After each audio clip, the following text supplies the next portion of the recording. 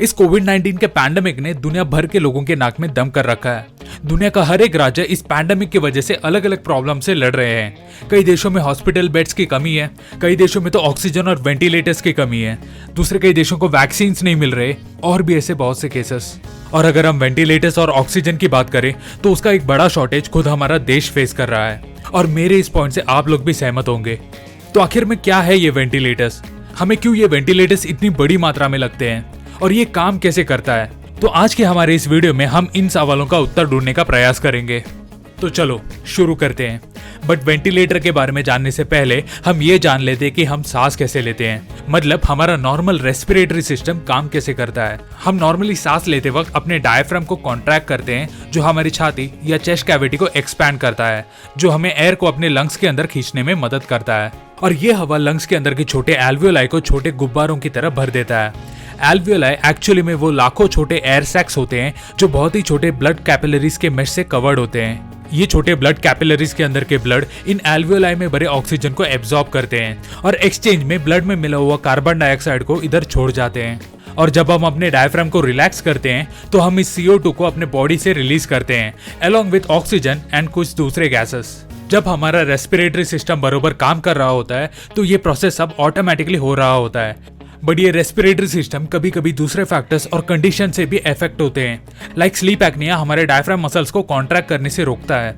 ESMA can lead to inflamed airways जो oxygen intake को obstruct करता है।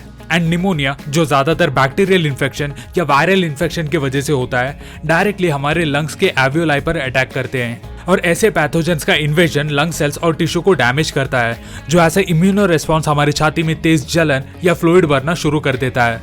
ये सभी सिचुएशन आपके लंग के नॉर्मल फंक्शनिंग को डैमेज कर सकते हैं।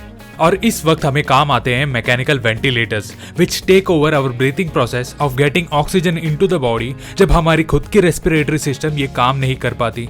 ये मशीन्स उन ब्लॉक्ड एयरवेज को बाईपास कर देते हैं और हमारे डैमेज लंग्स को हाईली ऑक्सीजनेटेड एयर डिलीवर करने का काम करते हैं।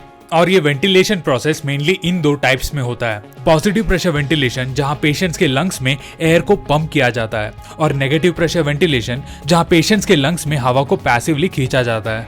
19th सेंचुरी में वेंटिलेशन के लिए ज्यादातर नेगेटिव प्रेशर वेंटिलेशन प्रोसेस पर डिपेंड किया जाता था, जो लगभग हमारे नेचुरल ब्रीथिंग प्रोसेस को ही इमिटेट करता था और लंग्स के अंदर एयर को इवनली डिस्ट्रीब्यूट करता था। और इसे अचीव करने के लिए डॉक्टर्स पेशेंट के बॉडी को चारों तरफ से टाइटली सील करते थे, जिसके लिए एक वुडन बॉक्स या एक टाइटली सील रूम का मदद लिया जाता था। फिर उसी चेंबर से एयर को बाहर पंप किया जाता था, जो उस चेंबर में एक नेगेटिव प्रेशर क्रिएट कर देता था, और बॉडी पे इस नेगेटिव प्रेशर की वजह से हमारी छाती फूल जाती थी और एक्सपैंड होकर एयर को अंदर सक करता था।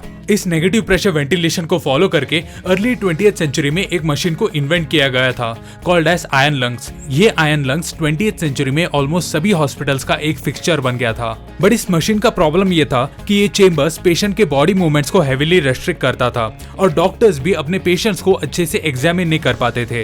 And this led the hospitals to shift to the positive pressure ventilation in the 1960s। Mild cases के लिए ये प्रोसेस नॉन इन्वेसिव मेथड से किया जा सकता है। लाइक ऑफन पेशेंट्स को एक फेस मास्क दिया जाएगा जो उसके मुंह और नाक को कवर करेगा, और फिर उसमें प्रेशराइज्ड एयर को पास किया जाएगा जो लास्ट में पेशेंट के एयर ट्रैक्ट में जाता है। और अगर यही जगह कोई सीवियर केस होता है तो उसके लिए एक बड़ी डिवाइस की जरूरत पड़ती है जो कम्प्लीटली इंसान के ब्रीथिंग प्रोसेस को टेक ओवर करता है, जहां पेशेंट के ट्रैकिया में एक ट्यूब इंसर्ट किया जाता है ताकि उसके लंग्स में डायरेक्टली एयर को पंप कर सके।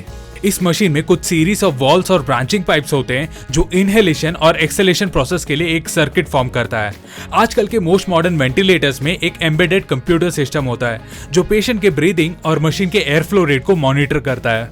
हॉनेस्टली ये मशीन को कभी एक स्टैंडर्ड ट्रीटमेंट में यूज नहीं किया जाता, इंस्टेड इसे एज अ लास्ट ऑप्शन चुना जाता है। इस प्रेशराइज्ड एयर के इन्फ्लक्स को सहन करने के लिए पेशेंट को हेवी सिडेशन में रखना पड़ता है, and sometimes repeated ventilation long term के लिए लंग को डैमेज भी कर सकता है। बट इन एक्सट्रीम सिचुएशन ये वेंटिलेटर्स जिंदगी और मौत के बीच का एक डिफरेंस बन जाता है। और अभी के इवेंट्स लाइक कोविड-19 ने हमें ये समझाया है कि they are even more essential than we thought they are. Because आजकल के मॉडल्स थोड़े बल्कि, एक्सपेंसिव और ऑपरेट करने के लिए एक्सटेंसिव ट्रेनिंग लगती है, और ज्यादातर हॉस्पिटल्स में इसका शॉर्टेज भी होता है। ये शॉर्टेज नॉर्मल सिचुएशन को फेस करने के लिए काफी होगा, बट अभी के इस कोविड के सिचुएशन में इस मशीन का लिमिटेड स्टॉक होना जानलेवा साबित हो सकता है। हॉनेस्टली पूरी दुनिया को लो कॉस्ट और पोर्टेबल वेंटिलेटर्स की जरूरत है, और साथ ही साथ इस लाइफ सेविंग टेक्नोलॉजी को ज्यादा मात्रा में प्रोड्यूस और डिस्ट्रीब्यूट करने लायक कोई तेज माध्यम। और अगर एग्जाम्पल चाहिए तो हमारे देश भारत को ही ले लो, जो इस तकलीफ से बहुत बुरी तरह अफेक्टेड है।